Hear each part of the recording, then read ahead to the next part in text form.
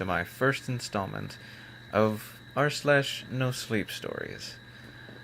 This particular story was submitted by Sleepy Hollow 101. Let's begin.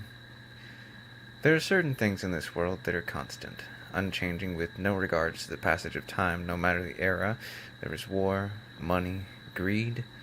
Each generation has its shares of hatred and unjust death. There will always be crime and tragedy. These constants are things that are known and to some extent understood. But there is something else that I know to be true, something perfectly cemented in time and space the world seems to have overlooked. Miss Baker owns the house at the end of Willow Street. I know that this must seem a little strange to you. Please give me a few minutes to explain. You see, Miss Baker wasn't just any old woman in my old neighborhood. In fact, many of us didn't think of her as a woman at all. She was more of a landmark, someone who had been there even before our parents, and would continue to exist long after all of us little birdies had flown the nest, and for as long as she'd been alive, she'd owned a shabby little shack with peeling paint and squeaky shutters at the trail end of Willow Street. For most of us still alive in the neighborhood, she had existed for all of eternity. She wasn't born, and she wouldn't die. She just was. Of course, logic tells us that even Miss Baker came from somewhere. I was told that she immigrated to our little town from France. First name was Camilla, although nobody could ever pronounce it right. Her husband, an American whose first name had been long forgotten, brought her over after a whirlwind romance in Paris. He died early, leaving her alone and childless, all by herself in the house on Willow Street. Now, by all accounts, Miss Baker was unremarkable.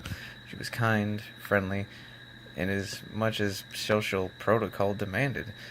She liked to sit on her porch, surveying the unkept grass as she embroidered yellow hand towels. She had a cat that very well may have been as old as herself. The cat even had gray fur, and all the neighborhood kids called him Fluffy, as we were fairly unoriginal children. The only thing that Miss Baker's was set apart from the rest of the residents was her apparent immunity to life and death. And all the time I lived there, I never saw her age, never saw her change. But that's not why I remember Miss Baker now. Miss Baker didn't talk to the other kids in our neighborhood very much. I always had the feeling that she disliked children. I had spoken with her a few times because my mom had dragged me to her house. My mom had a fascination with embroidery and spent a few afternoons sitting in Mrs. Baker's musty old living room, taking lessons, of course, from the old crone. I didn't mind Miss Baker, because she would always give me chocolate chip cookies and let me play with Fluffy. Since she never really talked to me, however, I assumed that she wasn't very fond of me. That assumption was challenged one foggy morning in early April. School was out for some kind of break, so I naturally had risen before the crack of dawn to get most of my few free days. I'd driven my mom insane in a matter of minutes, and she'd sent me to play outside before she was forced to slaughter me where I stood. Her words, not mine. I was playing with some action figures when I saw Miss Baker standing outside her house, just watching me. Of course, she lived all the way at the end of the street, a good 4 houses away from me, so I couldn't really tell if she was looking at me or not, except that I could feel her eyes on me, like she was trying to call out to me with something other than her voice. And she succeeded, because I was so intrigued that I found myself standing up from the damp grass and taking a tentative step down the street. As if sensing my confusion, Miss Baker lifted her arm and crooked a slender finger at me, beckoning me closer. I was either too young or too stupid to be cautious. Besides, I'd known her all my life, as had my mother, and probably her mother before her. I didn't think anything of it, so I trotted down the street. If anything, I was thinking of those chocolate chip cookies she'd often made. I stopped a few feet from Miss Baker and chirped out some kind of greeting. And she gave me a stiff sort of smile and bent down so that she was eye level with me.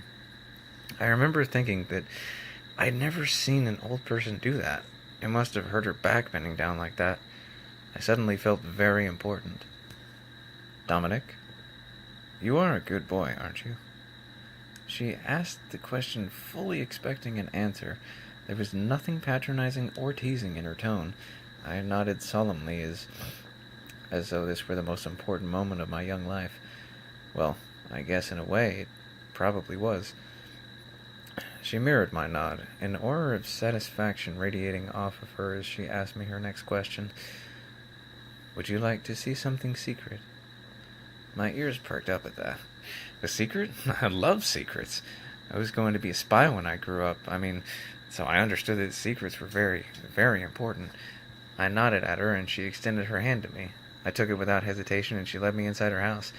We bypassed her living room completely, much to my dismay, as I'd rather hoped that her secret involved cookies. She took me through the dining room, then the kitchen, all the way to the back of the house, where she opened the door to a set of stairs, leading all the way down into darkness.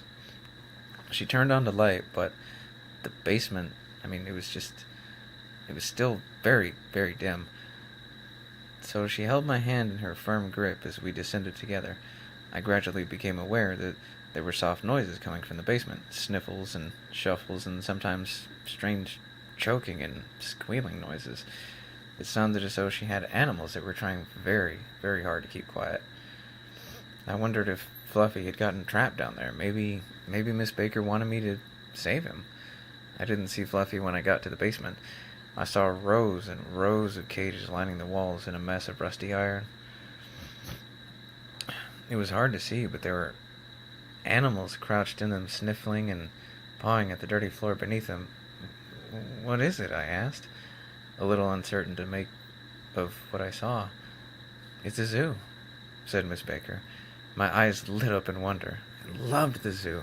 My mother used to take my little brother and I, only if we'd been very good. I realized why it was a secret now. Having a zoo in your basement was a genius idea. Although she wouldn't be able to keep very big animals. I was a little disappointed at that because giraffes were my favorites. Still, I was very excited to see her zoo. She must have been able to sense my anticipation because she let go of my hand and gestured forward. Go on, she said.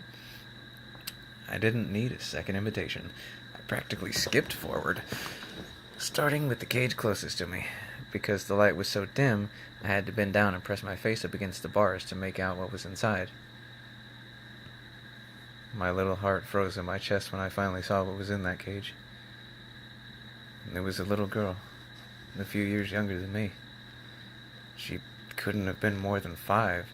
She was crouched down, her hands trembling. I could see that something was dripping from her fingers. I thought about trying to speak to her, but then I saw her lips. They'd been sewn shut. I gasped and stumbled backwards right into Miss Baker's arms, all too late. I began to feel that something was very, very wrong. I looked at Miss Baker, white-faced and shaking. I couldn't make out her face in the dark basement, and for that I was almost glad. What was she doing here?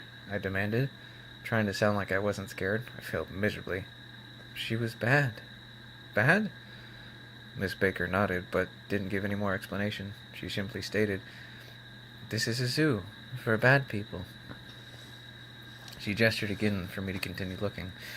I walked on unsteady legs and looked into the next cage. This one was a boy. He was moaning a little, obviously trying to keep quiet and pressing his hands to his chest. Except then I realized that he didn't have hands. He had dark, oozing stumps where his hands should have been. I looked at Miss Baker, suddenly wanting very much to go back home. She sensed my intentions and she shook her head. I couldn't leave until I looked in every single one of these horrible cages. There were about 12 of them all in all. I think, although I can't say for certain, my memory gets a little fuzzy at this point.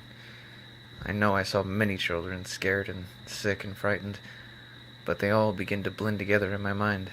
Rather than seeing a whole person, I see bits and pieces. I see missing fingers, eyes sewn shut, teeth wrenched out. Everything is a massive mutilation. I don't even really remember making it to the last cage, nor do I remember walking up the stairs. The next image in my mind is of Miss Baker's living room, sitting in her overstuffed armchair, drinking a cup of tea, eating some warm cookies just out of the oven. Do you know why I have a zoo for bad people, Dominic? Miss Baker's voice is so clear to me, even all these years later. I shook my head, feeling numb and confused inside. Bad people don't deserve to live in this world, she answered, her voice taking on strength, a conviction that it had never possessed before. They need to be locked up, for everyone's sake. Do you understand? I nodded. I didn't know what else to do. She seemed satisfied with that. Once I'd finished my cookies, she'd patted me on the head and led me to the front door. I had just stepped out of the suffocating house, the skies cleared of fog and the sun beginning to warm the tips of the grass. When I felt her bony hand squeeze my shoulder again, my heart skipped a beat. I turned back to look at her. In all my life, no matter how many times I am reincarnated, I am sure I will never forget the look of pure menace on her face as she said, "Good boys don't tell secrets. You're still a good boy. Aren't you, Dominic?" My head bobbed violently. Her grip loosened just a little, and I bounded away, racing on lithe feet back to the comfort of my own home. I never told anybody what I saw in Miss Baker's house. Now that I'm older, I often ask myself why I didn't tell my mother. Sometimes I think it's that I didn't know what to do, didn't believe what I'd seen, had no way of explaining the horrors inside that awful basement. Other times I tell myself that I just dreamed it all up. There was no way Miss Baker would have done something like that. These are lies. There is only one truth. I was too damn scared of Miss Baker finding out that I was a bad boy. I was afraid of the zoo. All these years, I have remained silent, choosing to forget the one dark moment of my childhood. I thought it would have been enough, until my mother called me yesterday and told me, "Miss Baker's just passed away." Everything seemed to freeze in time as the memory of that day rushed upon me full force. I waited for my mother to tell me that they'd found the secret waiting in the basement, but she didn't. Instead, she said she didn't have much money left, but it's the funniest thing. She left it all to you in her will. Do you have any idea why? No, I didn't. But that didn't stop my stomach from rolling and heaving its contents all over my kitchen floor. To this day, I don't know what Miss Baker saw in me, or why she called me out, told me her secret. I don't know why she gave me the money. Worst of all, I don't know what happened to those children, those poor children, where she hid their bodies, or if any of them even survived. There is one more constant now in my life. Every single night, until I die, I will dream of that house at the end of Willow Street, and its zoo for bad people. Only this time, I'll dream it from inside the cages.